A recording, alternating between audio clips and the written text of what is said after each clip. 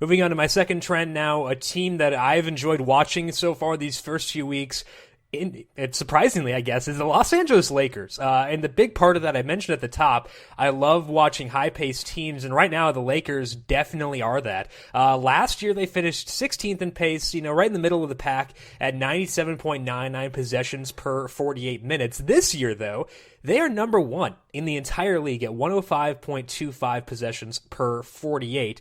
Also, you pair that with a defensive rating of 103, so it's not as if they're playing great defense, but they're playing at this super high pace, which leads to a lot of points for their opponents. If we look at their games so far this year, they played 7 games, only 2 of those had their opponents been below 100 points. First one was the Jazz, again, we mentioned at the top, a slow-paced team. The second one was, of course, the offensive ineptitude of the Golden State Warriors in their blowout victory over the weekend.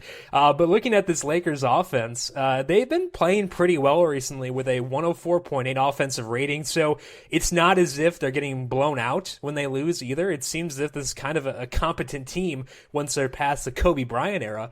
So when you're looking at them, Brandon, decent offense, high pace, not very good defense.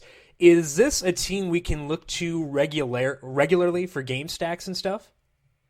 I think that their team, like the pace, the offense, the defense, it all sets up for game stacks. But my problem is always sort of figuring out when and if they're going to get the younger players involved, because we can't really assume that this Lakers team is going to be good all season. I don't know necessarily if they want to be great. Not that they can be great, but my issue is always, I don't know. I have issues rostering a guy like Julius Randle, Luol Deng whenever they should be playing Brandon Ingram.